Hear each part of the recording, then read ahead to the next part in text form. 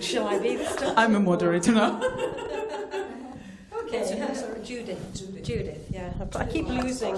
Could you introduce the topic again? Yeah, so this topic, my name's Judith, nice to be here with you all. So this is empowering EQ, which is emotional quotient, and ecological quotient. So I had heard of emotional quotient, but I hadn't heard of ecological quotient, and I looked it up, and I'm still not entirely sure I agree with it. But so I'm going to focus a little bit more on emotional quotient.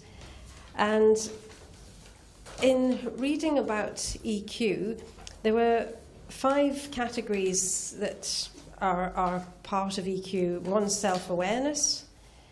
2, self-regulation. 3, they have down as motivation. I'm saying they, but powers that be that have worked this out. 4 is empathy. 5 are social skills. And that's as far as I will refer to my notes, because I do prefer to just speak as I feel. I started off life with what I would class as quite a low EQ, and was very self-contained, very brittle, very nervous, possibly uncomfortable and unhappy. And I realized through life experiences that I was like this, and I looked for a means of changing how I felt about myself. And the thing that I found eventually, as some of you might have heard in any other talk, that if you've been with me, was through meditation. I discovered a whole aspect of myself which improved all of these things that I've just talked about naturally, without me having to try very hard. All I had to do was just follow the system, and it's a system of meditation called heartfulness, where we meditate on the heart, and through linking to our hearts in a very, very subtle, very simple way, in silence, we are able to just pause and accept ourselves, I suppose, wait patiently, sometimes for inspiration, observe ourselves, observe all the things that we are, that sometimes we're not even conscious of.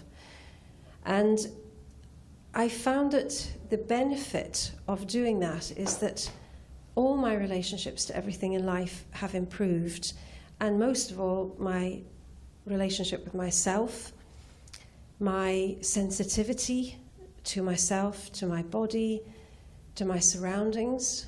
And I think for me that's what EQ signifies more than anything, is how much am I in touch with my own awareness, with my own feelings, and therefore how do I connect with other people.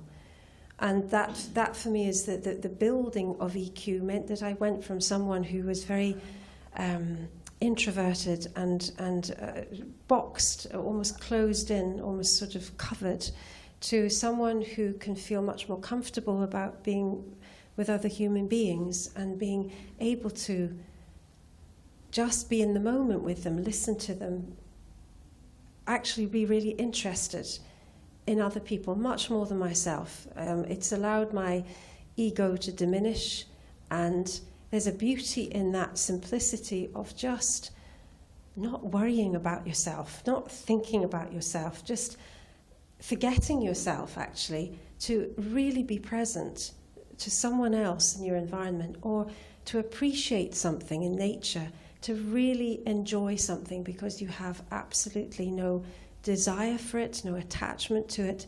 And that's, for me, the profoundest and most subtle and beautiful idea of EQ. So. That's pretty awesome. Thank you, Judith. When I came here in the train, I was watching the TED Talk of Russell Bradbury. He's an author, he's a professor and an author of Emotional Intelligence 2.1. And he gave the insights of one Dutch study, he called it. Don't remember which university exactly did it. And what they found out, so they explored on different skills, and the skill of emotional intelligence. So how different people in different positions in different organizations, they have a lot, how much proportion of how much of emotional intelligence they have. So the clerks had low emotional intelligence, team supervisors had higher emotional intelligence, and it was more on the and managers even more. And this is logical, because people get promoted to managers level because they're good with people, because they have empathy, they can connect to them, they can establish a sense of a community for a team and so on. However, afterwards, the importance of emotional intelligence dropped. So director level, executive level, CEO, even lower. Why? Because, they promote people to manager level because of the emotional intelligence. But later, different gains are more important for the corporate, such as ability to cut costs, ability to gain more money, and so on, and so on, and so on. So emotional intelligence goes very low on the scale of the priority. And here we have an issue, and this is, I think, where empowering women who have very high emotional intelligence and promoting them into the director level, the director level, executive level, and CEO level will help. So this is just a small awareness I wanted to share. In my coaching practice, when I usually start a session with clients, we do a small check-in. And we do a small check-in just to be present for the session and leave all the stuff that runs in the back of our heads, to acknowledge it and get it out of our heads so we could be present for the session. And the first question is, what was your dominating mood for the past 24 hours? Or what was your dominating emotion for the past 24 hours? I think 80% of my clients, especially in the beginning, have hard time to define. What they can say, it was good, bad, or sad, happy. That's all they could. That's how they can define their emotions. This is maximum that they're able to do. So when I'm trying to get more precision, it's sometimes very, very hard to get them. So people are not aware of their emotions, absolutely.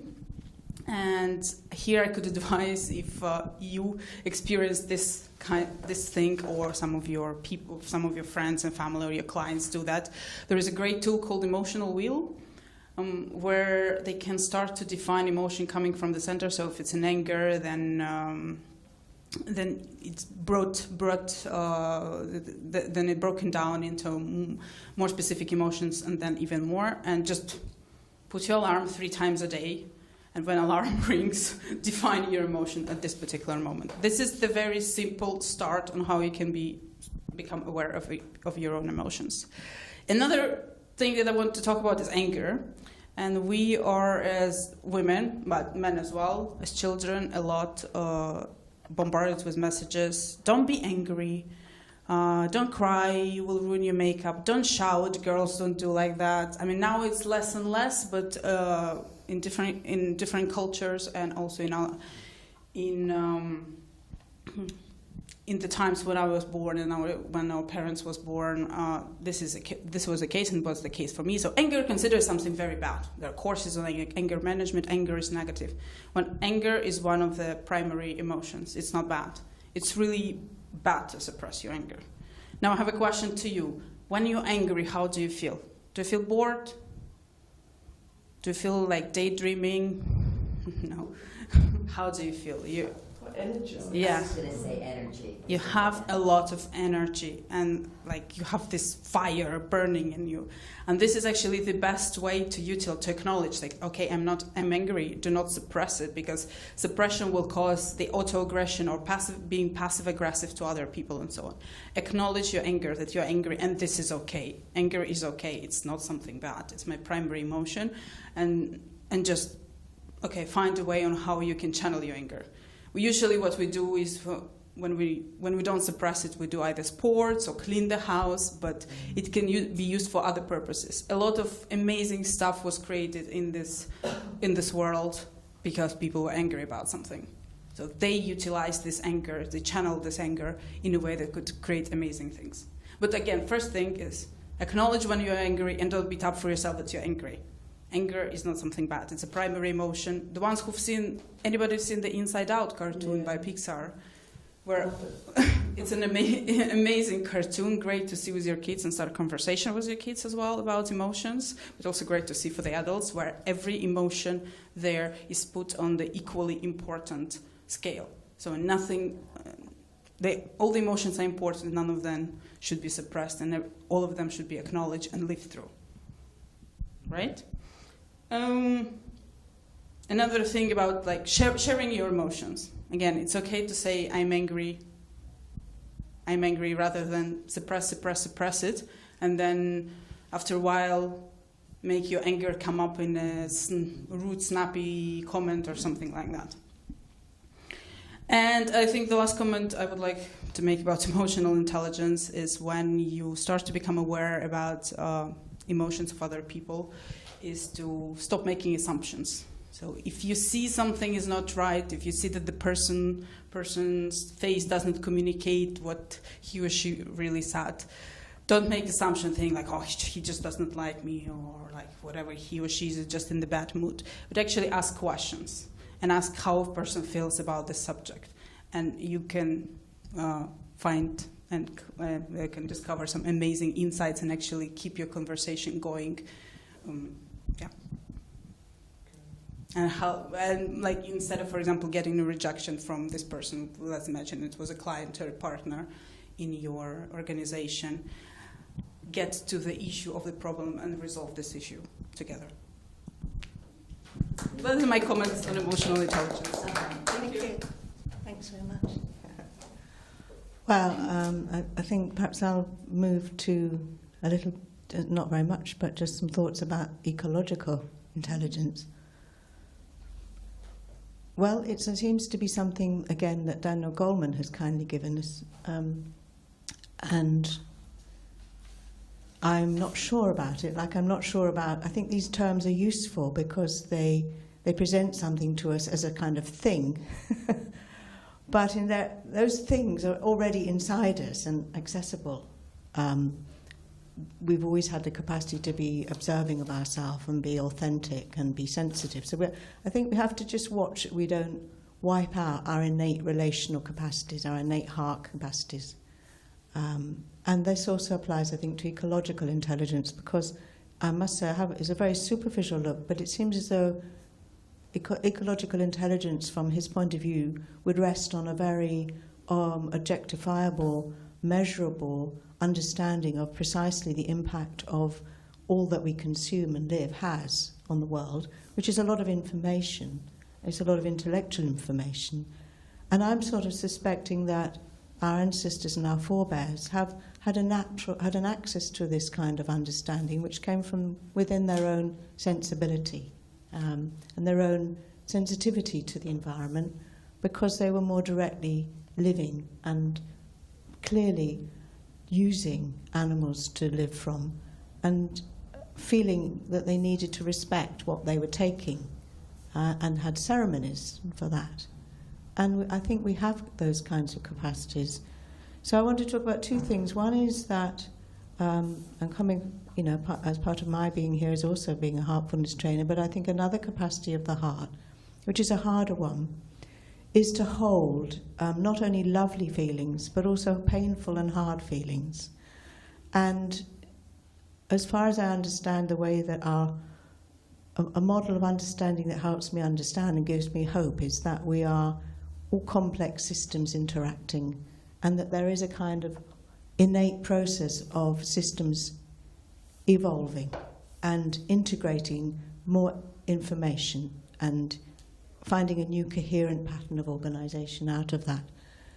And the example I was going to draw on was that at one point I was involved with young people's creative arts summer camps, which came from a model from the United States called originally The Power of Hope. It's now called LifeBeat in UK. It's called, it has a global presence. It's a very inspiring project, a very inspiring process, and it enables young people from all sorts of backgrounds to utilize arts, to work alongside adults who we all join in, and to really boost confidence and help them process all kinds of life events.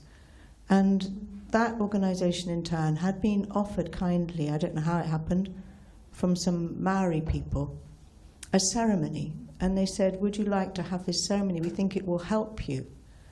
Now, how this took shape was that in the middle of the week, we would organise a beautiful space, the young people would help. It would be organised, with flowers, very, very carefully and lovingly, candles, and there would be an invitation for all of us, adults and youth, to sit together, and there would be a central point. And there was an invitation given that any young person, could be an adult too for that matter, could come and sit and just share anything that was in the way of them moving forward in life. And what happened was we had to sit there for a long time, and very touchingly, nearly all of them would come up. Now, some of them would share positive things, but most of them shared very, very harrowing things. That these were young people who were perhaps living in the shadow of a drug gang threatening their family. These were young people who had witnessed friends being knifed, who were very limited. I don't know if it's the same in other places, but in UK, young people often in cities are limited to being in gangs that mean they can only live in certain postal codes. They were negotiating extraordinary events, and they recounted them. And the ceremony was rather strange, because me as a therapist was a little bit questioning of what could happen after all this pouring out, and how much could we help. But the ceremony just simply took the form of, after that we would find a song and we would all sing together. And obviously there was a lot of care taken of that person thereafter. But and at the whole end of the ceremony, the whole thing was all taken away. And when I thought about, well, what's this doing for us and how's this working, I thought, well, I understand this in the sense that we as a human system, we as an elder community need to be able to witness and hear things that are difficult to hear. We can't do it by ourselves, it's too much.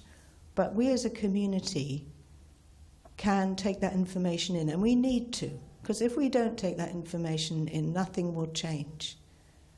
And I see that also in the realm of the heart. The heart takes in information, and it's part of what, as humanity, we need that information.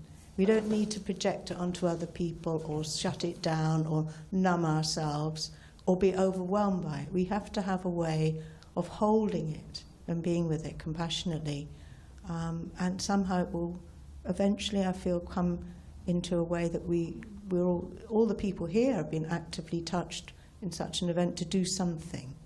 That's the basis of change. So I don't want to go on more. I think there's lots of interesting information about how we can be attuned to animals and have far more recognition of their consciousness. And I think with plants, I think that's the way we're moving.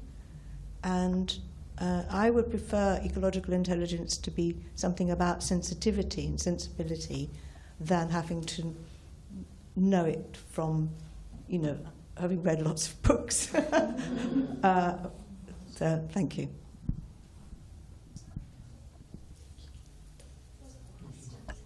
Questions?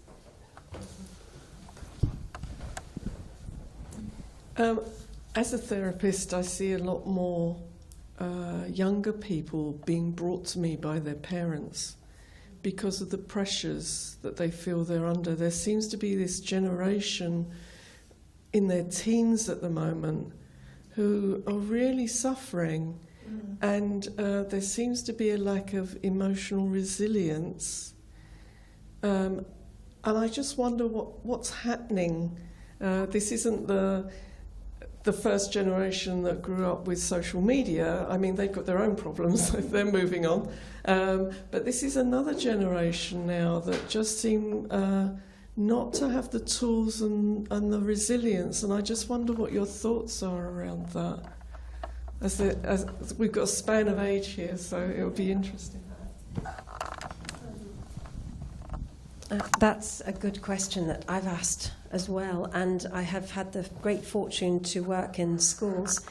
And one of the teachers I worked with I come from Scotland, and in Scotland we have teachers called guidance teachers, and it's a great thing. I don't think there is the same thing in England, but they look after the mental and physical health of the children, and they really help them through the transitions in their lives.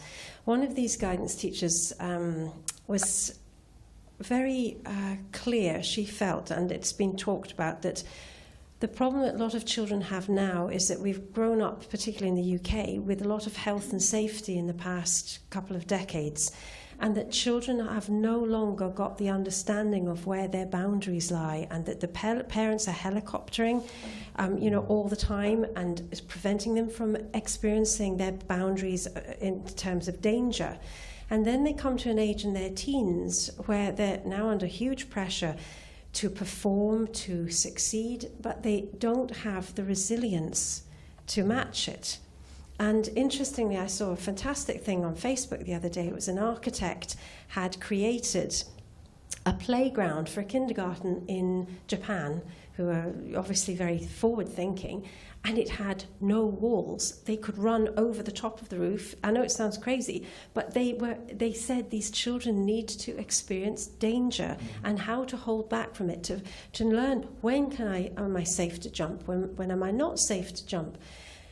And after hearing this from this teacher, I thought there's a lot of truth in this, that children are, that we're not trusting them to set their own boundaries. And part of the anxiety, I think, that's in teenagers is around the sort of expectation of them through social media, and their own expectations and their addictions to social media. But are we surprised if they've been deprived of outside play, which my son couldn't believe it. He went from a Steiner school to a school in England at one point, and at the Steiner school they were allowed to climb everything, it was actively encouraged. And he came back and he said he'd been kept in for a week at school because he had dared to climb a tree, and he was incensed, absolutely, because he was only 5. Like, what's this all about? And it was just, the state gone mad a little bit, I feel. So that's just my sense of it, from gathering information from observation. But I don't know if you've got any sense. I'm a mother of a toddler at the moment who doesn't speak much yet. But what I'm trying to do, I was brought up with a lot of emotional intelligence from my parents.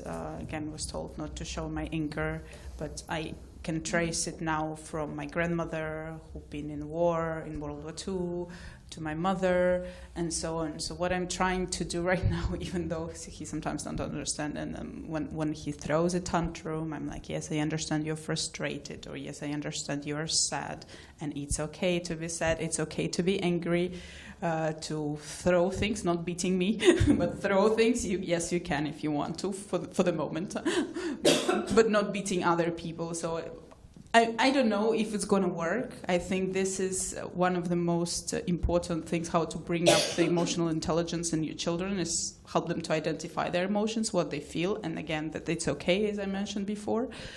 I'll see the result. I don't know if my son will need to go to a therapist in, 3-5 years from now. Hopefully not, but So I can't tell you now. I can judge only in my experience, because I didn't really work in schools. I work more with people of my generation, so just a little bit younger, a bit older, and I'll let you know how the social experiment with my kid will go. I'm sure other people have got thoughts here.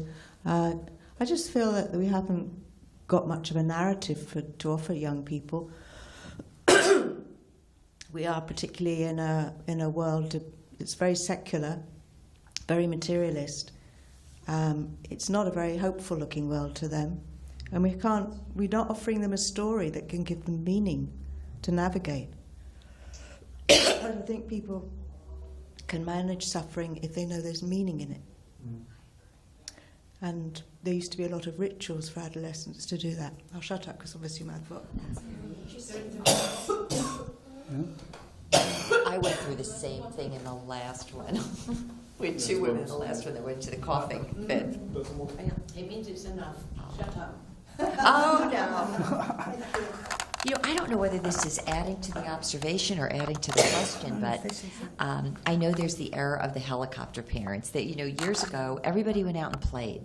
When I was very young in school, I remember my favorite time of the day was recess. It wasn't even lunch hour. It was halfway between, and we all went out to the schoolyard, and we would just run around and play. And there was no organized game. We just got out there and a lot of energy. They don't do that anymore in the United States. There is no more recess. And the other thing, when you compound several things, there's no more recess. So therefore, everything children do is organized. So if they go to phys ed classes, the phys ed class instructor will tell them exactly what to do. There's no ability for kids to work and interact and get over themselves and learn in society how to deal with conflict. The second piece I see is that there are a lot of helicopter parents, and I think it came from a generation where it was before everything fell in the economies, but families were more affluent, and for whatever reason, everything became so kid-centric. It was all about the kids, and they put the kids front and center, and they tried to protect them from everything. But what happened is that they may have been given a lot of things out of affluence, but they were denied the opportunity to emotionally develop, to socially develop, to get in touch with their feelings, to know how to handle challenging situations. But then again, I don't know whether I'm giving a question, but maybe it's something we could all contribute to. This is what I also notice now. We have students at university levels in the United States who now go into panic mode because they're supposedly triggered over words. And I thought, when I was growing up, everybody had, I don't want to say nicknames, everybody was called names. I had a name, my name was Maura Haggerty, they would call me Haggerty Faggerty. I hated that name. I hated to be called to Haggerty Faggerty, but I had to learn what to do in the middle of it. And the same was true with other kids. So what I'm looking at now is that there are older kids right now at the university level. And at the time, I would think, okay, you're university, you're getting ready to be adults in society. And in the United States, we have now had classes canceled at universities. We've had, I'm sure you've read about this, hot chocolate served because somebody somehow, by something they heard, by a word, were triggered and they were afraid. And I thought, what happened to adults that know how to exist in society and have the emotional capability? So again, I'm probably picking up with what you're saying, and I'm talking about the older version versus the younger. Comments? Solutions? Well, I mean, a very simple statement is that we've been taken over by the threat of legal action and the responsibility being put on to anyone involved, that they could be sued for causing some harm. And so there's this great sensitivity for anything that could be blamed on educators or in their materials, that could be re-traumatizing, etc. So, of course, this was, all these things always get taken to extreme, don't they? And also because I think people have got very confused, as you've kind of implied, about what, in a way, suffering is. It's sort of like, as if we imagine that life is, a kind of slightly numb, that we have air-conditioned, soft sort of swish through life. And it's going to be, I do think as things will get very hard, it's going to be very, very difficult to contain, discomfort. We're used to a tremendous comfort in some parts of the world, and young people particularly. So I agree, I think it's... Then I have the question. I do actually have a different question, so maybe I should wait. Oh, no. Well, actually, so an interesting anecdote is, so I'm going to respond to, put a little bit input that and ask another question. So in London, they never used to have cameras on buses, and now they have cameras on buses. Yeah. And the crimes haven't gone down at all, but the punishment, so now 85% of crimes are now people are given some sort of fine or sentence. So the point being is that it's, for example, this whole sort of fear of, horrible words used, but paedophiles. There's no more paedophiles in the world than there ever was, percentage-wise. It's just we're now more aware of them because of social media. So it's created this, we had this world, particularly in the West world, of just fear. And we just got to stop being scared. It's like kids that live with dogs get less illnesses because they basically, mess around with dogs and they're disgusting and dirty, but therefore their immune system improves. So I think it comes, we just have this inertia to fear now, which we need to kind of work on. But my question is, so move on to a different topic, if that's okay. So it's, of course, really inspiring for a guy to be amongst this many incredible women who are all doing amazing things. And the question I have is, if I were to go back and speak to my male friends, what would the one message you'd be saying if guys could change one behaviour? What would it be? And just to give, where I got inspired by this was I had to write a very important letter to a female. And I know I'm a very sensitive person. I'm not good at many things, but I'm good with sensitivity. So I think I was from a good starting point. And I wrote this letter, and I got a very close female of mine, so my girlfriend actually, to say, could you read this as a woman, given I'm writing this very important letter to a woman that was on a big topic. And it was amazing because she taught me so much in that. Because even as a sensitive man, there were still words you were saying is quite authoritarian there, or you could be better here, and this is how I've received that as a woman. So if there's one thing that men could do, what would it be? Could you ask the question more specifically? If there's one thing men could do. Yeah. So I think so let's use the context of, say, a place of work. If you could say, right, for men, you could just change this one thing that would make a step change in bringing greater equality or productivity, whatever it might be, what would it be? Obviously it could be more than one thing. I think one thing to be done is to be emotional, to show that you also have I'm not saying being emotional, crying or anything, but like show that you have those emotions as well, and to be vulnerable when you do presentations, when you speak. So to show the reciprocity with women. This is one thing. Can I just comment on your comments as well? So yes, regarding helicopter parents and that we're trying to protect our children from life, we are so trying to protect them from trauma that we don't allow them to experience any kind of life anymore. There is also one big issue of boredom.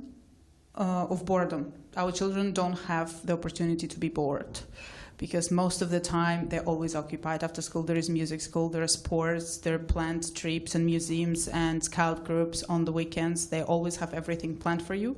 I don't know how it's in Europe, but I read very famous psychologist in Russia, and she says that cases of teenagers who got depressed suddenly out of nothing and stopped doing anything, they just stopped wanting anything. They're just like, we don't want to do anything anymore. We don't want to do university or anything, whatever. We don't want to date. We don't want to play to go out with our friends. We just don't want to do anything. It's just because, she traces it to the absence of giving the children the opportunity to be bored, because the creativity and interest is born from boredom. So when you need to experience the boredom and the burden of boredom to be able to, to create something to get out of this boredom, but create it by yourself and not having things to be imposed on you all the time by teachers, by parents, and so on. I don't know how to put this, but I think there's such a sort of, there is between both sexes have their own quality of beauty, and there's a real beauty in men, and I would like men to really value themselves. I feel like men don't value who they are. They often feel they have to portray themselves in a way that's acceptable to their friends at their own cost, of seeing what they offer, which is a beautiful, knightly quality, like trees, And I love seeing that, and I don't see men being able to embrace that enough. They're always having to somehow go down to be on the same level as other people, and they diminish themselves in that way sometimes, in groups. That's how I observe young men, in groups. In groups. It would be nice, and not everyone does, but anyway. I've been reading a book at the moment called Radical Acceptance by an author called Tara Brach, and it's on that topic actually. It's really quite. I think it's a beautiful, a very eloquent way you put that. Quite knightly. Yeah. It's a very different way of seeing things. I like that. But I couldn't count the amount of times that I or my friends would have done something because it's just that's what you're expected to do. Yeah. Whether it's when you're drinking, whether you're if someone's in school is going to be threatening you, like your duty was to face into it. Yeah. And most don't want to do that. No. Some do. Yeah, I think it's very difficult to walk your own path, stand out from the crowd, not be the sheep, sort of thing. And it's for me. I heard a really fascinating thing when this woman I met was talking about. She educated women in really tough parts of Africa who were dealing with absolute horror going on. The men in their community would do absolutely dreadful things to each other. And she said that the way that they put a stop to it was that they taught the women to walk into the middle of a circle of something like this happening. I mean, the bravery was unbelievable. To stand, to put their hand up and to say, your mothers would be ashamed of you, go home. And it's such a powerful statement. You know, your mother would be ashamed of you, go home. And I think that's the thing that I find a bit disconcerting about sexism is we all have a mother, we all have a father. If we were only able to think of them first before we acted, or, you know, what would my mother think of this if I was being bad to a woman, or what would my father think of this if I was being bad to a man? We would get some context for it as well. Instead of being dragged into the drama around us, we would be able to center ourselves and think of our actions. So I suppose that the wish I would have for men, or it's very much like Roz says, respect yourself. Please respect yourself. If you respect yourself, you will not do something which will ultimately hurt you. Because the big problem that human beings have at the moment is that they forget the consequences of their actions. And they've seen as well in places like Africa where there have been horrific problems from long-term war, that some of the most aggressive problems within the society come from men who realize the effects of the atrocious things they've done. And the healing has come through their communities, inviting them in and saying, we love you, we forgive you, and you must learn to forgive yourself. And that, for me, is the most beautiful and powerful giving of something which I think we've lost in the West, particularly. We do not do this community problem solving, very much like Roz was talking about in the young people. She was saying, where we come together as communities, we listen to someone, we say to them, look, your actions are not you. Yes, you did this, it was stupid. But the people who the victims could say, we forgive you. So, but it starts with forgiving ourselves, doesn't it? So that would be my request to men, is forgive yourselves, just as women have to learn to forgive themselves as well. And on the young people, it's a very difficult thing. I've got 2 children. One's 18, one's 23. Children. She's no longer a child, my daughter. But I feel that as a parent, the responsibility I had was to be myself and to say, I am who I am, flaws and no flaws, without being honest with my children. I couldn't expect them to go out as decent human beings and to feel that it's okay to get it wrong, to make mistakes, to be a bit of an idiot. You know, we're not perfect. If I was perfect, I wouldn't be here. So for me, the thing we need to do with our children is to stop expecting them to be better than I was, without me being the example of it, you know? I mean, my daughter once said to me, I use you as an example of somebody who's done so much to my friends. And I went, but it all happened by accident. It wasn't planned. And I was so shocked because her perception was not real. What is the reality in this? You know, I said, I'm glad we've had a chance to talk about it, because I can assure you I looked like a complete idiot to everyone else when I was doing all those things. It was only I was following my heart and my intuition. And it looks good now, looking back. It looks all like it was meant to happen. But it was a complete, drama at the time to everyone else. Nobody could understand it. So I never say that I did life perfectly, or, I am what I am now because of it, and I'm happy. So I want my children to know that, because then they feel permitted to get it wrong. Because through getting it wrong, you learn what's right, if there is a wrong. Thank you. Just one thing I would say to men. Wait, you need the microphone. You're going on. Okay.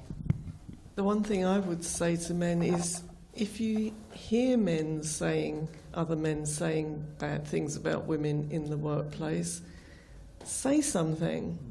Don't just go, oh, yeah, and think, oh, I'll just fit in by not saying anything. Yeah. If somebody's saying something and you feel uncomfortable about it, say something. Don't just follow along. And the other thing I would say in terms of the conversation about young people is, so many of them are getting put on antidepressants. And when they go on antidepressants, it numbs them. And this is, they're not allowed to feel those feelings anymore. It's just not permissible to be unhappy. And I just feel this is such a horrible trend. I gave a talk in a school and I said something about antidepressants, and the teacher said to me afterwards, don't mention antidepressants again because so many of them are on them. Oh my goodness, It's totally incorrect to suggest that they could try living without them, right? Yeah. So this is what worries me about them numbing themselves off and not being allowed to experience it. Thank you. I have to say, the very, if I wasn't inspired enough, the very nature that the answers came back as men should love themselves more is only further examples of why women are such a beautiful group of people. It really is, because I agree with all of those comments, and I think actually that even your point, which I think is so valuable, it comes back to the same thing, which is men won't do that because they won't accept that actually to stand up and say, a powerful thing is to be the outlier. Because if you're saying anything with empathy and kindness, then no one can ever criticise you. If they, and if they do, that's you've then got to have empathy for that person for feeling to be in a place where they want to crush you for some reason. So thank you for those answers. Can I address something of that too? I didn't have an answer when you first asked the question. I don't know if you meant for everybody or the three, but something came to mind as I was hearing all of you speak. You said, what is the one thing men can do? And I think a lot of this will probably mirror each other. Most men are taught they have to be strong. Sometimes we could say they have to be macho, they have to be tough, right? I'm hearing also that men, just as women, feel like they need to fit in with their peer group, and therefore they're not allowed to be strong because it's whatever the prevalent attitude is they need to fall into. And then as a result, they become less in stature as to who they should be. But this was the thought that came to mind. What's one suggestion, one tip, one idea is, why can't men, and I know they can because I know they've seen it, be both strong because they are physically the stronger, larger of the sexes, but also be sensitive / kind. See, most of the time it's the women have to be very sensitive but not strong. The men have to be very strong but not sensitive. We had two things. We had an older gentleman in our neighborhood. He was in his 70s. All I knew was that this man was the most kind, gentle, like grandfatherly, sweet. He used to ride his bicycle. He'd fix anything you needed. And I saw him only as kind and gentle and sensitive. And one day, something happened in the neighborhood that did not appeal to him at all.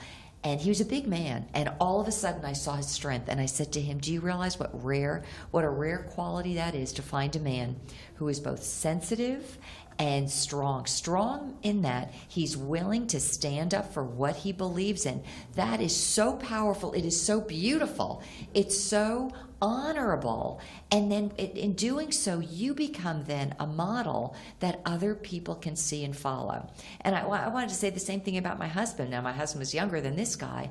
My husband is probably one of the most sensitive men I've ever met. He's probably more sensitive than I am. And I would say there must be a woman in there.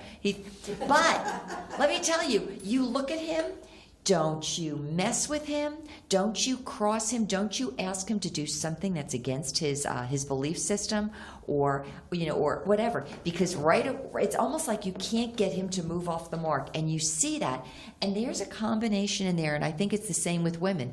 Women are taught only to be one side but not strong. In this whole conference, I keep seeing strong women. Men are taught to be strong but not sensitive and kind. Why not be both?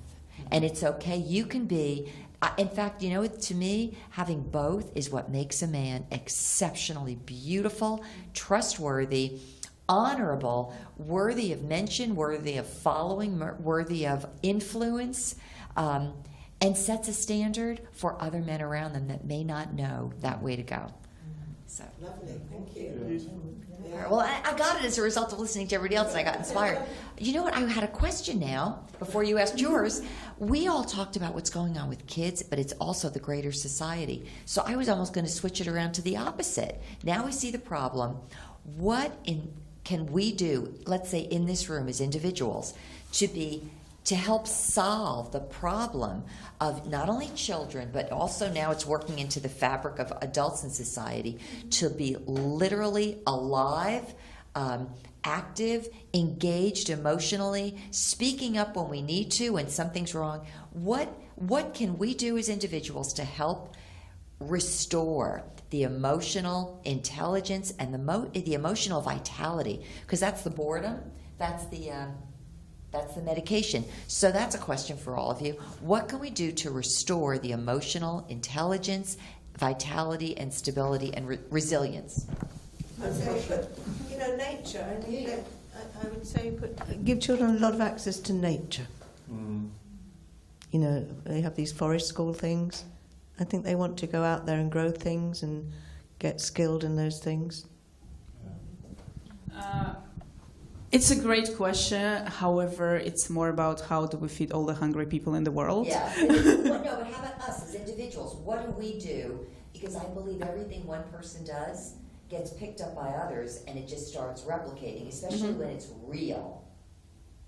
Yes, I agree. indeed. So all the time we have to start with ourselves. Okay, be emotionally aware with yourself. Be emotional. Share your emotions. Don't assume other people's emotions. Then just choose one person, be it your child, be it your niece, be it somebody who you act like a mentor to somebody or whomever, a colleague, one person. Start with one person and share how have you done this, or use some coaching techniques like asking reflective questions to do that. Then another one, and then you never know in what kind of snowball effect it can have and how many people can you help. From personal experience, I would always come back, like you said, to starting with yourself. The world I see is a reflection of all my stuff. So as I've uncovered, I see the world in a more and more beautiful light. And this is my experience, that I experience people as wonderful now. I rarely have an incidence of something that troubles me. And if I do, there's an ability to step back and to view it with a bit more detachment and compassion. So my answer is always to help others to discover this in themselves, because we can only change the world one person at a time, really. And if we try to impose anything from the outside in, it just doesn't work. We have to inspire, literally, use that word in its true sense, and help people to find, the love and beauty that really is within them, that most people have just forgotten, and work together as communities to do that. And this is one of the beauties of being involved in something like this. It's just lovely to meet like-minded people, like-minded women, and to know that there's so much hope. I have so much hope when you look at young children particularly. They're so aware, and our job as adults, I think, is to nurture it and not to stamp it out. Yeah. I think I would like just to add, from my experience, a lot of people, at least at the workplaces, I'm teaching at organizations, lack acknowledgement. One of the ladies in the training even once said, I feel like a fridge, because people just throw things in me and then they take them out when they want to, but they don't acknowledge the fridge being there. I mean, she made such an analogy, a metaphor, and simple, and a lot of, everybody says that there is lack of acknowledgement. Yes, there is things like, okay, thank you, yeah, thanks for doing that, thanks, but really acknowledge for a specific thing that has been done and a specific trait of character of the person. Like, just start to do that. It will make them lighten up. Very good. Question? Do you have a question? Very quiet. I really don't have a question, but yeah, I think we should. Well, it's bad to have people take antidepressants, and there should be a way to encourage people not to take them. Maybe in schools to start out. And the pharmaceutical industry, it's not in their interest, but there must be a way to fight that. Yeah, well, it's true, isn't it? There's no, I think doctors I think they have something ludicrous like 2 hours of education in nutrition in the whole of their 7 years. And my partner Ellie at the moment, she's got something which is quite common, and she went to the doctor. It's like, we're going to give some antibiotics, and she just treated it with organic. Good diet. Yeah, good diet. So organic, organic diet, and then tablets which are from the earth, basically, like turmeric and things like that. Yeah. And I love what you said about nature as well. I was actually in Scotland over Christmas, and I learned about John Muir. Everyone knows about John Muir. Yeah. But he went out to national parks in America. I think it's in the 1800s, was it? Yeah. And I think he took President Roosevelt eventually out into nature, and it was all about being with Earth. And there's a great talk of a guy called Tim McCarthy, who says anything that we do now, we should only do if it doesn't impact 7 generations down negatively. But he is all about, he spent time with Native Americans, and they do these ceremonies, and they mentored him, and it's all about, we're part of Earth, so being with the Earth constantly. And yet there's continued migration in towards urban areas. I think it's something ludicrous, like by 2050, 84% of the world will live in urban areas. So we're getting further and further away from it, which isn't good. We need kids to be playing out in the wild, which would almost solve everything we're speaking about. There's a sense of panic, perhaps. Yeah, I'll add to this. And it adds to really everything everyone has been saying. Everywhere I go, I love to ask questions. I'm always looking for the answer to world peace. There was a woman in Florida. She works in the city of Tampa, Florida, and she works in the educational community. So it would be elementary school. And she's now probably in administration, but she said, I cannot get over what's happened since our school system stopped with the whole idea of children going outside and doing these. See, again, you're out in nature, the trees, the birds, the fresh air, and kids just have open play that's not controlled by above, right? And she said, as a result, the kids can no longer solve their own problems. So here we have an environment where people are kids are being brought up around so much tech, and so are the adults, and they are so maybe dulled emotionally, psychologically, and socially from this real live interaction and real life that she said we need to reintroduce that so that in a natural environment, people learn how to deal with issues, how to deal with one another, how to have open and creative play, how to be innovative in their minds.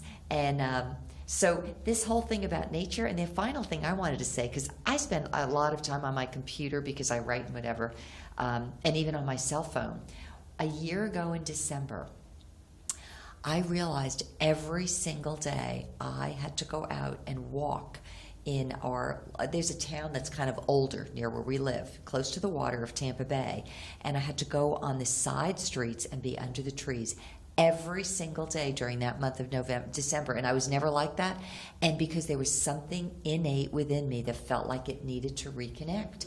And I think it was because we are so we're so heavily either sedated, not that I use any kind of pharmaceuticals, but there's something in our society that is controlled externally, and we literally lose connection with our soul and the living life. You even mentioned things like animals. So it's by being back in those natural places with people, with nature, with animals, that we end up reconnecting with our souls, coming alive again, and no longer needing to seize or get depressed every time something small goes awry. So I was, anyway, I don't know where that came from, but anybody else? I think we have to stop.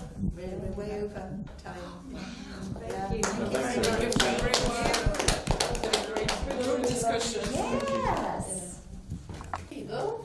Thank you. I'm more easily reachable by Gmail and my number on the back. Okay. So what do you suggest?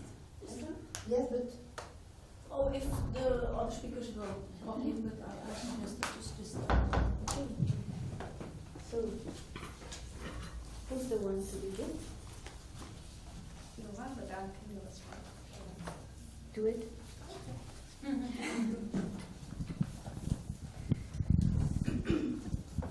Hi.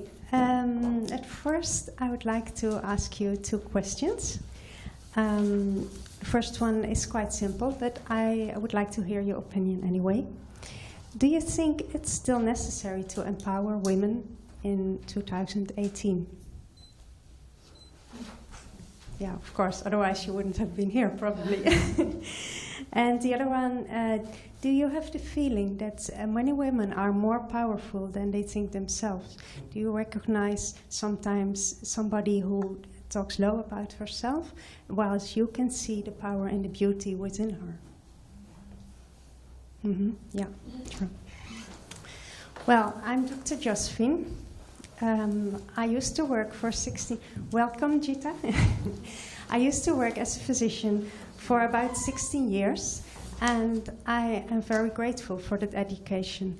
I know it's not to be taken for granted. My mom, for example, she is from one generation before me, and it was her elderly sister who paid education for her, whilst her elderly sister herself has never been able to get any, because their father, he didn't think it was necessary for women to get an education.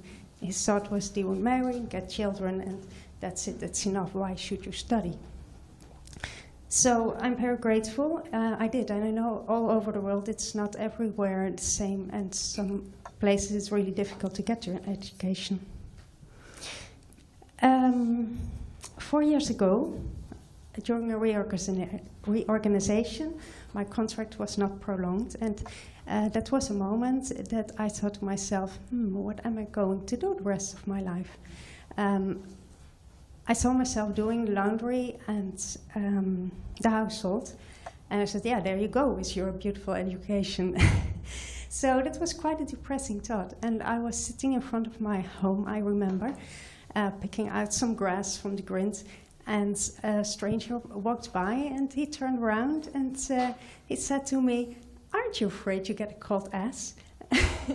And I had to laugh so much. I said, who on earth said something like that to somebody you do not know? And next moment we stood standing in front of my home, and we were talking for hours on several topics. And what was most surprisingly to me is that the energy of this man stayed very light. Even though we talked about serious topics, serious diseases, about deaths, his face never frowned. And what I got from him then was everything happens for a reason, coincidence does not exist. Maybe your life has to go in another direction now, and be alert on signals. So I said, okay, I did not immediately believe him, but I felt his energy, so I thought, well, we'll see about it. And maybe if he's right, I don't know now what my life is going to be like, but it will become clear in time. And that was what happened. In 2 months, I heard an interview on the radio of a lady who wrote personal life stories for people that had pensions. And I thought, hey, that could be nice for me. I love books, I love writing.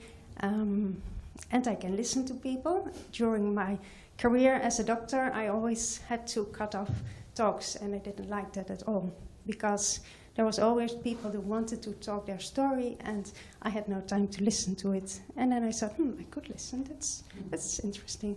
But I did not immediately do, because it's not sociological stuff.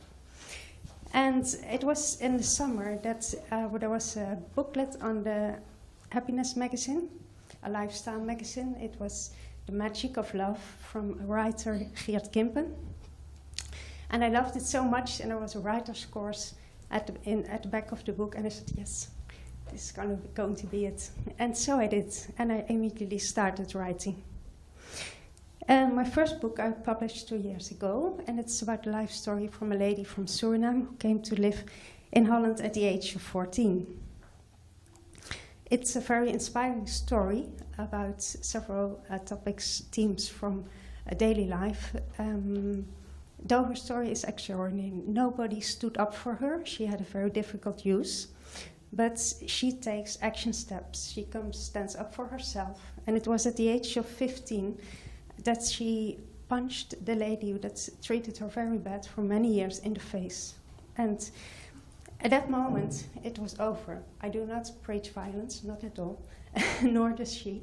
But sometimes just one punch can end years of violence. So sometimes it's really important to make your boundaries clear, set your boundaries. And other themes are like forgiveness and a very heartbreaking life story. I like that very much. But the interesting thing is Diana, the lady of the book, she took her opportunities, and everybody gets them, but what do you do with it? She says in Suriname she would have probably ended up as a housewife and have had many children with a man. And so she was grateful. She went to the Netherlands and she got here a proper education, and she could live her life the way she wanted. Although it was also in the Netherlands a challenge, because the man she came to marry in the Netherlands had a Christian background, quite traditional, and he also had the idea that she only had to be at home for the kids. But she wanted to develop herself, she wanted to travel for her work, and she also wanted to visit the funeral of her father in Suriname. Though her husband didn't want her to go, because he said, we can use the money for a holiday with the kids. And that was a moment, for example, she stood up for herself and went to the funeral anyway. So who is at the steering wheel of your life? That's the question. I think that's a challenge for both men and women, but women tend to give in more easily. They know everything about others and the needs of others and how to please others, and they forget about themselves. How do you become the lady in charge of your life? Do you have to become a feminist? Do you have to study a lot? I think it's good to stand up for yourself and for other women, but don't overdo. Don't become a man fighter. I mean, I know many very lovable men, and we want to stand next to them. We don't want to overrule them. We don't want to fight them. What about education? I think it's very good to educate yourself in order to do the work you would love to do, but it's not a goal in itself, and it will not give you recognition in itself. But of course, education is very important. To me, there is something else even more important. Get to know yourself. What do you want? What resonates with you? What makes you feel happy? What are you passionate about? Speak out your truths with emotions from the heart. No matter how people react, it will make you more powerful. If your past is bothering you, it's important to work on healing. Surround yourself with positive people that love and support you. Or, in other words, invest in yourself and know you're unconditionally worthy of love. Let go the I always have to be a nice girl syndrome. because it remotes you from your true self more and more. Reconnect with yourself. On the inside, we're all pure love and light, so you don't have to be afraid of that. Ways to connect with my inner self are, for example, spending time in nature, intuitive drawing, singing, yoga, and the Wim Hof method. The Wim Hof method. I don't know, have you heard about Wim Hof, the Iceman? Oh, yeah. Who has not heard about Wim Hof, the Iceman? Okay. Well, let me explain briefly. Actually, the book I'm working on now is about the Wim Hof method. Wim Hof is in Holland very well known because of his records that have to do with standing the cold. He can stand, for example, in a box filled with ice cubes for 1 hour and 3/4 of an hour. He swims under polar ice, and he runs a marathon in ice above the pole circle in bare feet. He also ran half a marathon in the desert without drinking any water. So it's quite extreme what he does. And he climbed, for example, the Mount Kilimanjaro with a group of 20 ill people in only 2 days. But the importance of Wim Hof is the medical method he developed. It's very simple. It contains of cold exposure, 2 minutes a day will do, 20 minutes breathing exercise, and it's kind of combination of controlled hyperventilation and breath, then breathing out and stop breathing. And the mindset, the focus to do it every day. The benefits of that, it has been proven, scientifically proven in a Dutch university, that he can, by doing so, and also others, influence his autonomous nerve system and the immune system. And what we doctors had learned, no, you cannot do that by will. But there was a professor in Nijmegen, University in Nijmegen, who had developed a method to measure that, and it's proven and it's published in renowned medical journals all over the world. His method is very beneficial, especially for people with autoimmune diseases, as it influences the immune system, but also people who have very often inflammations. And it's such a simple method, everybody can learn it. I did one workshop a year ago. I thought I'm writing on a book together with film director Manelli Alamo, who wants to make a film about Wim Hof, so people all over the world come to know it and can make a choice whether they want to apply it or not. But at least they have to know about it. And 1 year ago, I thought, people who see the light in an ice bath, what is this about? Because I had done many interviews, and I thought, now I have to know it. And so I went. In the first moment, you say, oh my God, what is this? It's really, it's kind of painful. But when your body starts to react, the blood flow gets more centered. And when you focus on your belly, you can actually feel warmth. So I lay there perfectly relaxed in the sun and an ice bath. And I kept doing so because I felt it made me stronger. And that's what everybody reports, all the interviews we did together. Everybody reports they stay more healthy, they don't become ill often anymore. When they do ill, they recover more quickly, or they are less ill, less seriously ill. And they feel more power, more physical power, doing, for example, 20 push-ups instead of 15. Well, it's pretty cool. And also more mental power. I used to be very, very shy, and I still am a bit. But, well, I'm standing here in front of you, dear people. So it really helps me. So I keep doing so every day. I'm almost finished.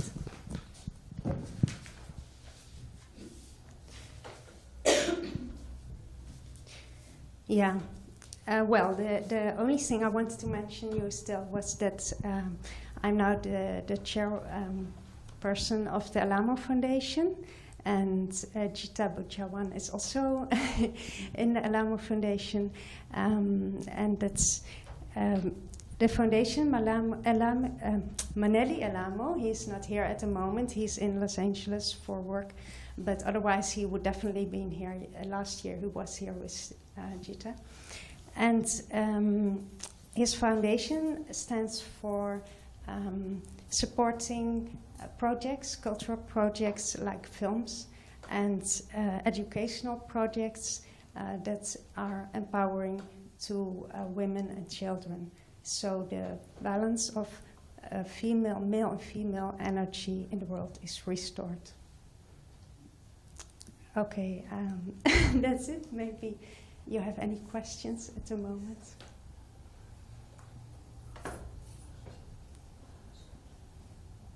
No? Okay. Well, you're welcome.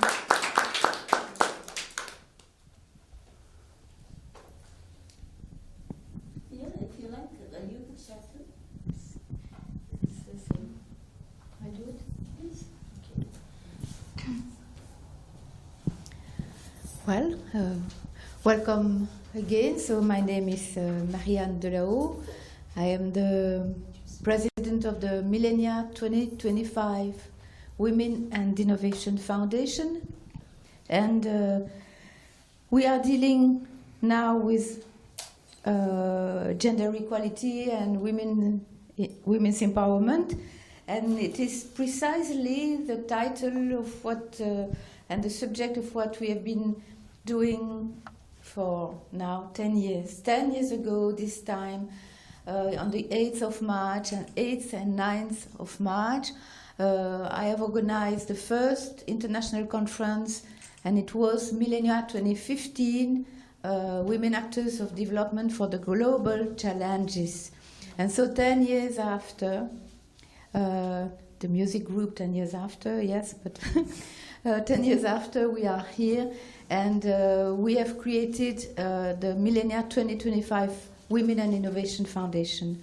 So our dear soul sister, Dr. Harbin, asked me to speak thrice. So I try not to repeat the same things, and to concentrate now about women's empowerment and gender equality. And to learn, to study these questions, we have established a foresight research process. It means that in 2007 we have decided to apply a method to study the situation now, here and now, all over the world, and to have ideas and solutions to propose for women and girls at 2025. So we have built an action plan. The action plan and the process of Millennia 2025 was recognized by the UNESCO. So one of our conferences was at the UNESCO in Paris in 2012, and with the patronage of the Director General Irina Bokova. To reach the action plan, we have organized and created concrete actions, and these are specifically, of course, dedicated to gender equality and women's empowerment. So I guess that all of us in this conference, all of us deal with this question. It's quite extraordinary to see how many countries and women are represented. And I think that in every country there are problems about gender equality, about empowerment, women's empowerment, and we have a special question about women's rights, and it is very difficult, even in countries where women have their rights. In Europe we have our rights, but there are always the glass ceiling and other difficulties about salaries and rights indeed. So, well, I have written a book, Ensemble pour l'égalité. It is written in French, but everything is on the website in English. And with the preface by Mrs. Bokova, it was quite. I was quite happy to receive a preface because it was to acknowledge the work we have done, and the work we have done is with our huge network in 140 countries. So it is the Millennia 2025 International Voluntary Researchers Network. And they did contribute to all the foresight process. So we have ideas and suggestions from every countries to know in what direction we should change things for women and girls. The main topics are related with the SDGs, and we keep in mind education, equality, justice, and one central point we discovered mixing all this with our method was that one of the emerging solutions would be economic leadership. And so I think that everywhere women need this economic leadership, and of course it must be applied in different ways depending on the countries or even continents. One point I want to stress now is the violences against women. I have been asked to present Millennia in relation with the Convention of Istanbul. You know, this is a convention established precisely to deal with the violence against women, to know how to stop these violences. And I have, coming from all this study, one key point that is precisely disturbing me. Imagine a tsunami in some country. People lose their house, lose their people, everything, and the humanity of the countries want to help them. So these people are victims, and we want to help them, because the tsunami, nobody can find a solution. It is above our will. And now, everywhere in the world, we want to help victims of violence, women victims of violence. And what is the cause of violence against women? Men. I think that 95% of men are, as we are, our husbands, friends, fathers, brothers, colleagues, with no problem. But 5% of men are violent against their mother, sister, wife, colleagues. And so the main question now with Me Too, with in French-speaking countries, Balance ton port, is to help victims of violence. But I have heard nobody say that we have to change the behavior of those men who are violent. So we are taking now as a fact, women are victims of violence, but we have to change this, change the point of view. And yes, of course, we have to take care of the victims. But there is in my country, so it is in Belgium, in Wallonia, in the French-speaking part of Belgium, on the radio there is a campaign produced by the ministers specialized in gender equality and women's rights, and the publicity says, this lady is victim of violence at home every day, And so we want to help her. But nobody says we want to change man's mentality. So I think this is very important. We have to change also our view about this question and ask men, when there is violence against women, to tell those men who are aggressors, but you have to change your behavior. We have to change mentalities and not accept violence against women as a tsunami. So, well, this is a point, and I would like to have your opinion about this. I will end by telling again that for one of our concrete action for the Millennia 2025 Women and Innovation Foundation is about women and e-health. And so we have all the department. We have created the Women We Observatory for e-health. And with projects all over the world, and I will mention only one. It is Zero Mothers Die.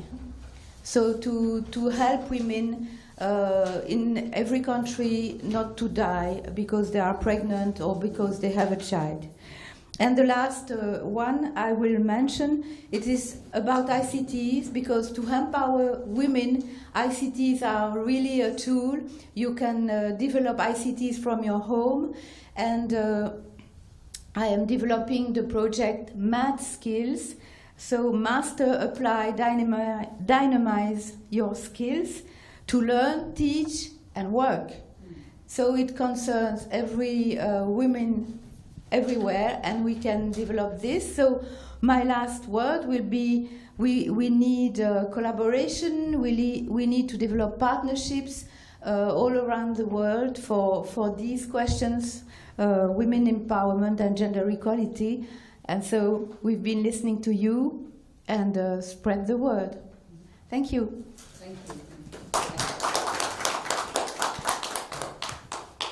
So I don't know if you have questions now, or we will have questions for the three of us afterwards. It will be easier. Thank you. Okay. Thank you, everybody. Thank you too, my fellow speakers. And I will touch upon each of your subjects in my own speech. And by the way, just to make it a little more active, if you feel like interrupting, feel free. Okay, so my name is Suman Koronov Taneja. I'm from Indian origin, but I've been living here for now forever, 40 years. So I have knowledge of two backgrounds. And I do not have, like my fellow speakers, I do not have specific knowledge in a certain field of women empowerment. But I do have something which I would like to share with you, with all the 9 powerful women and 1 powerful man standing here. And that is the urgency, because the fact we are all convinced that women need to be empowered and we certainly should be equal. We are all convinced about that. But we need to spread the message. And that is my key message to all of us. And I will read from my own works. I'm sorry I wasn't able to print it. So what is mobile technology about? So first of all, thank you for the opportunity. I won't take much of your time, but I do feel like sharing with you. My key message is to just join forces with each and every one of us who are present at this forum to take, because we are all convinced, to take the message of women empowerment and equality to the outside world, who's not yet convinced. And I will begin by saying, talking about gender equality. Why fighting inequality is so important. Why is it important? We've been going on forever like this anyway. But let me present a few facts to you. Women make up 50% of the world's population, as we all know, about 50%, but they are 70% of the world's poor people. Okay? That by itself is the single most significant factor, because, roughly speaking, if the world has 7 billion people, then about 2.45 billion are poor. That's just poor. That is astonishing. Okay. then women work about 2/3 of the world's work hours, 2/3, 2/3 of the world, and they only get 10% of the world's income. I mean, how unequal is that? How unjust is that? There are more than 100 countries, say about half of the world's countries, that have laws on the books that restrict women's participation in the economy. That's a good reason. These are good reasons, and each one on their own good reasons to reduce that inequality. And I'm not talking about exactly 50% versus 50, but to reduce the imbalance.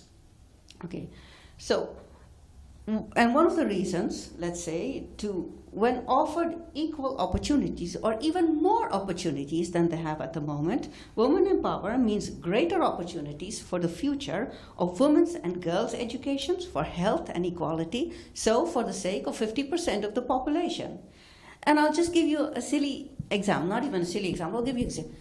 In this country, you have football, game of football, in which the players are paid enormous amounts of money.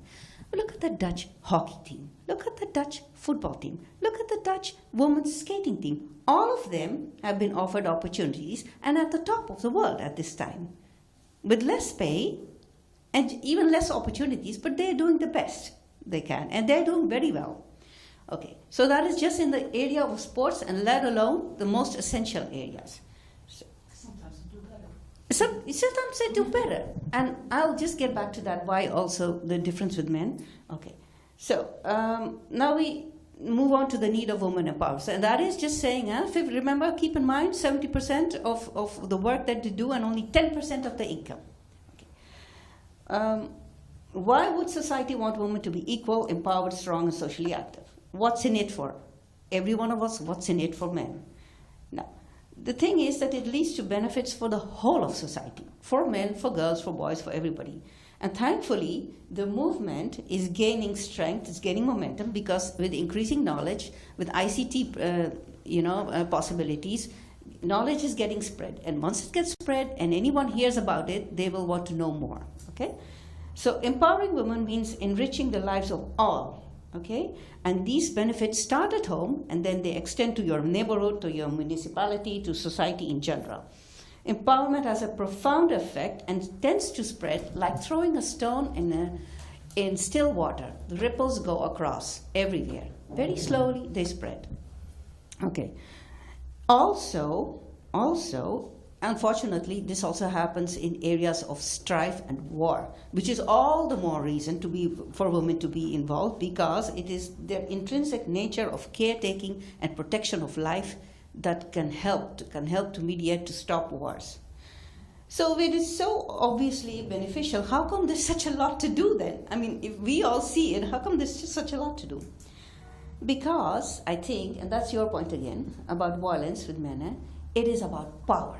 It is about might. It is about enforcing your own thoughts and your own will on other people. It is about domination, male domination, white or otherwise. It's about domination, control. Men could be afraid, I think they are, but hey, let's keep it gentle, could be afraid of change of which they have no control. They don't know which way it's going forward. So lack of education is, I think, the single most important factor that is based on ignorance. I think that's the single most important factor that could influence people, all people, men, women alike, to do something about this inequality. And the education is key to women's empowerment, and also, and maybe even more so, in rural areas. You were talking about the choice, being independent, having choice to be able to choose, having a career, whatever. That is important too. But as far as I'm concerned, you're a woman at home, working at home, which is not paid, which is not even recognized, bringing up children, you are doing a very good thing for society. Right? You don't even have to have a career, but you're still doing. Okay. So education leads to better health. It starts at home with better nutrition for all, less waste of food and natural resources. It starts for income, increase in wealth, innovations in local society, and to general welfare. Education for all, men and women, leads to creative ways to enhance the quality of life. Okay? So I will draw from a conference we held on rural women. That was in October 2015 on the internationally recognized Day of Rural Women. That's October 15th. And there we had, one of the speakers was a lady from, a tribal area deep in South India. And by the way, that's also interesting. In tribal areas, when you are almost totally dependent on nature, and there are very few people, women have better rights. They have to in order to survive and exist. So I'm quoting, he said, education is the movement from darkness to light. From the perception of our rural women education, it is the game changer on the road to success and living well, if it's imparted correctly. There are many challenges. However, with clever ideas and innovations, and literally at the grassroots, these challenges can be overcome. There is no dearth of motivated individuals who look beyond personal goals towards collective goals. Unquote. Okay. So as we speak, by the way, and remember, this is even more applicable to children. Children are dependent on us. They look at us for examples. And remember also that girls' rights are human rights. Okay? And as we speak, the UN is holding meetings in New York on the Commission on the Status of Women all over. This is happening right now as we speak, and many countries are joining there, and many institutions, government, NGOs, everybody to talk about it, and especially focused on rural areas. And please note that all of society reaps the benefits of people living in rural areas who take care of our food production, of our cattle, of our land. Yeah? As a society, we need to take care of people who in turn are the caretakers of our food, water, land, our natural resources. By now, it is acknowledged that half of the world's population will just moving on, migrating to cities by 2050. Hey, even if you look at it from a selfish point of view, who's going to take care of our food? Who's going to take care of the farms, of the land? Everybody's moving towards the city. That will bring new problems. And because they will be searching, looking to escape from poverty, looking for a better life. Okay? So we are personally responsible, even not directly, but indirectly responsible for conditions that we care, that people are able to take care of themselves. They have facilities in rural areas. That is really, even it's out of self-interest, that's really very important. And then, just sitting here, living in this country and being very active in the Indian diaspora, I know about things going on in many parts. And personally, I'm a member of one of the Dutch gender platform. It's called, it was not my suggestion of the name, but it's called that, Woman Equals Men. Okay? And they are about fighting against inequality, about gender justice in all areas. And just to give you an example, and they're not too far off, just a stone's throw from here, but, and now I have to read, it's the largest gender network in Europe that has the objective of achieving gender justice so that inequality and discrimination of women and girls ends, and minorities as well, so anything. Okay. And there are about 200 unique organizations. There are NGOs, there are political, there are corporates, and there are also individuals like myself who come together. That is, and the thing I like about them is they have collective power, which is what this forum is also showing, collective power. So all of us don't need to be convinced that there is much to do. All of us take back from here what we should spread around. Another organization, and this is a really good prime example, is called Women on Wings. Women on Wings is an association, which is a company which has been started here in the Netherlands by two ladies. And they have this ambition of creating 1 million jobs for women in rural areas in India. That is quite ambitious. And just 10 years ago, they started. Some of the members. Yeah.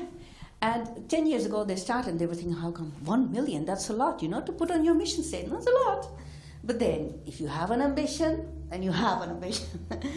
Until now, they have reached about 230,000.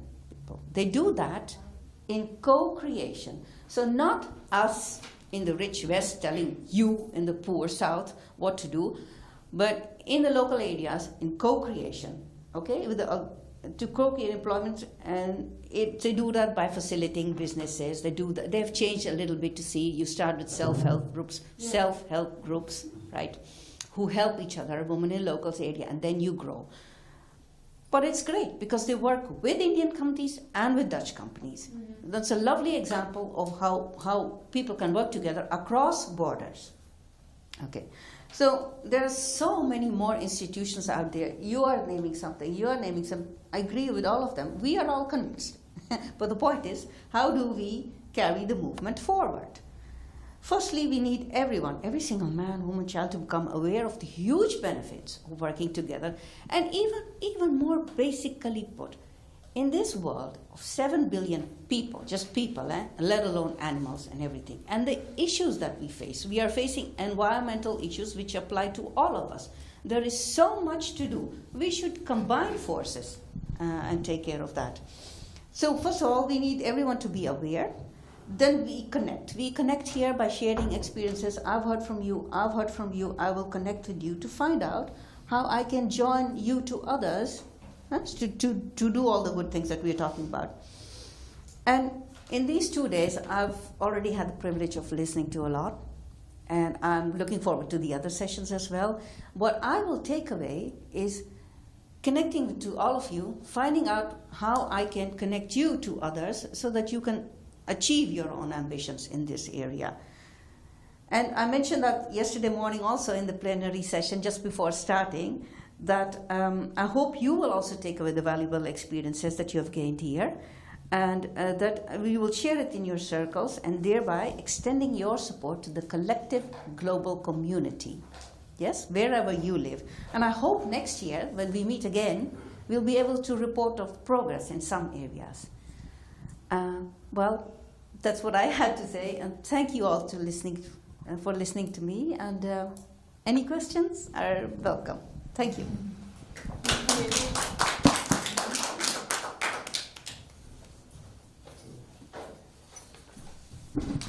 I think we can go on with questions, and for you, I will just summarize that.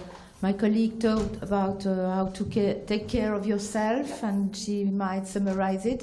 And I talked about my process. Maybe I think you were there at the plenary session yesterday, and my point today was violence against women and how to deal with men who are violent and to change the mentalities. So. Well, I do have a small question. Yes, please take the mic. Well. Yes, sir. I think it's for the video. For me, yeah. Well, it's a small question, and I want to like to hear your opinion. You mentioned the Me Too discussion and about taking care of our victims, and but we have to change men's attitude. But I think it's also a necessary step in all in this, like the taboo. What do you think about that? I think it's a necessary step. This also only the discussion and about it's happening. That's also important. You know my. Yes, I think so. I would yes, I understand what you mean, but I think that it's been so natural to have those men being violent, and it was a taboo to talk about it. But I've been listening to many sessions, and so many women having it inside of this pain inside of them, and it is quite horrible. And it was a taboo, but now it has been like sparkling water. And you open it, and it has been shaking inside for too long, and it will not stop. So the movement. I think it's a natural step. Yes. It's necessary. Yes. I think it takes some time. It takes some time to get further. Yeah. Yeah, I think that's about education. Yeah. See, that's the thing. It's about education. It's about educating why it's not good. So maybe it would have been considered the norm 30 years ago. Oh, you want a role in a film? Hey, You have to listen to me, do what I do. And people didn't even mention it. But it's a violation of somebody. So what we recognize today as violation was maybe considered the norm about, some tens of years ago. Yes, so although it's naming and shaming by itself is not the thing you want to strive for. What you want to strive for is to educate people that this is not acceptable behavior. No. This is not acceptable. Yes. And like I said before, this is about power, control, domination.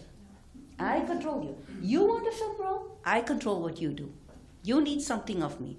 This domination, this is what we need to educate people about. This is not acceptable. It is also not acceptable for men. Let me put it to you this way, a very, very small example. If you are a man who dominates, who likes to control, who is violent, who has violent tendencies, even kicking an animal is not good because it reduces your humanity. It reduces your compassion. Just kicking, that is making use of, misuse, that's abuse. Yes, so it should be highlighted, and of course it's naming and shaming and beginning, but that is not the objective. The objective is to ensure that it doesn't happen. We have to change the norm. Yeah. You have to change the norm, and that takes time. Yeah. Yeah. So, but then again, what you said, it's the... Wait. Okay, sorry. I said we have to change the norm. But like you said, of course, but you cannot change it like in one day. So we have to. There's a process, and the first thing in this process is naming and shaming, which is not very. You don't. That's not the goal point. The goal point is the thing beneath it, and that's changing the norm. That's not because. And you said. I was laughing because you said, the name of I'm a member of Women Equals Men. Yeah. It implies that men are the norm. Mm-hmm. Yeah. So that's why the name. I don't. That's why for me the name doesn't. It doesn't cover the goal. It has to be maybe all people are equal. Then that's the other. But now we say, okay, because this is the norm, and then women have to grow up to them, that's not. But it's the same theme in discussion and diversity about diversity policy. Here in Holland we say, most people say, we don't want to lose our Dutch culture. But what is Dutch culture? What is the norm then? The norm can be inclusive, and if it's inclusive, then you can change the mindset. But unfortunately, the norm we have is like ages. So, that's what I want to say. You're absolutely right. Inclusive is including all humanity. Yes, and that's true. It enriches us. So I think I was such a loud voice, I won't be able to. No, but the thing is, it enriches all of us. It is for the benefit of men also, to that we are empowered. Look at all the environmental challenges we are facing. It's not like you mentioned the tsunami, right? The tsunami doesn't affect men only or women only. It just affects humanity and the animal world and the natural surroundings. So we already have so much to do. It is time that we let go of 20th century male domination. And by the way, I myself, although we are 18 years into the new century, I myself am convinced this is a century for women. You see, because given half a chance, they will make the world a better place because they have this intrinsic nature of protection of life. You give life, so you protect life, you enrich life, you nourish. That is your intrinsic. And you are two sides of humanity. You need men, you need women. And educating all of us about this, how we can better our lives, is essential. Yes. And by the way, the name Woman Equals Man was for me also thinking, I don't like the name, but okay. It's the Dutch gender platform, which strives for equality. So, and that's fine. And equality, again, it's not 50-50, it could be 40-60, but much more balanced than it is now. Thank you. Yeah. Excuse me. I think to go on this point, we have to change education, and the changing of mentalities begins at the very école maternelle in French, kindergarten, I don't know. So the very young children have to learn, and a stereotyped image says that in the cour de récréation, in the garden, the playground of the children, you have most of the space occupied by boys playing football and so on, and the small corners occupied by girls talking together and so on. But this is maybe ridiculous, but we have to learn to teach the youngest children to be equal, to respect it. It is not a question of equality, it is a question of respect of the other person next. And so it will take time, but how do we do that? Because there are a lot of... I think there are a lot of factors that have a key role in changing the mindset. I mean, religion is one, but you know, so if we stay saying that a man, if one religion says, okay, man is above women, that's no, and you can start like on the playground, saying, okay, maybe your parents thought that, but it is on our school we don't think like that. So, but my question is also, how do we do it? I mean, intentions are. I think everyone agrees about the intentions, but how? What is concrete? What is a concrete action to start changing the mindset?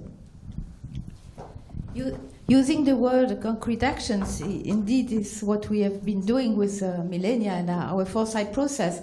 And when we see it, it goes beyond. Of course, the parents are the first responsible for children education. We are talking about violences against women and how to change a mindset. So we have to be busy with the victims of violences, but we have to change the mindset of men who are violent. Most men are not, but those men who are violent we have to change, and this is how we have been talking now. And I think that if you can take in the countries, it is not easy. We cannot go in a country where women are victims of sexual mutilations and so on, and say you must not do that. It's not. Do not think about it. It has to be a smooth process. You have to show people that what they are doing is not good for health and so on. I know that in some African countries, little girls have to be fed to show that the family is good, and so girls have to eat a lot of food and to be very big. Well, it is not good at all for their health. In another country, the breasts are not to be seen, so little girls, when they are young adolescents, they use stones to flatten the breast and so on. It is not good for health. So we might tell to those people, but these practices are realized by women also. So changing mentalities is not easy, but we have maybe to be an example and to lead. But you wanted the mic. Here. I think women can take emotional leadership. We can guide men. In the end, men want to make us happy. They don't want to make us feel bad. They don't want to violate us. And we have to, even the way I see it, we even have to protect them from bad behavior. And so we must stand up for ourselves and set our boundaries. This bad behavior is not accepted. At the same time, I love you. You are, as a person, you are okay. Man has also those 5% bad men. They have inside a soul of pure light and love. But it's so covered up because they lacked in their youth. They lacked admiration. They lacked encouragement. They lacked love. They lacked protection. All those basic needs that we all need. So we have to be loving and understanding, but at the same time make very clear this is what we accept and this not. And the best thing we can do is be a very good example how to live a joyful life. And you'll see you don't need to be violent, you don't need to use extreme violence. Just being nice and kind to each other makes our lives very much more pleasant and more fun, also for them. But it's not happening overnight. It's a long-term process. I think that our session is finished now. Maybe you are coming for the next session. Okay, yes. So welcome. We were talking about violence against women and well-being and so many things. So it was quite interesting. And now that I have the mic, maybe I can close the session. And thank you for being present. But you have not an opportunity to talk. So please. No. Just give your thoughts about what we have been saying. Yes, I totally agree. I was born and I grew up in Indonesia, and where gender is very important. And as an Indonesian woman, I have to stay behind my family and my husband. So it took me a long time to get out from my own shell and to do for my own. Yes, that's it. Thank you. Thank you all. So we will go on being examples. Thank you.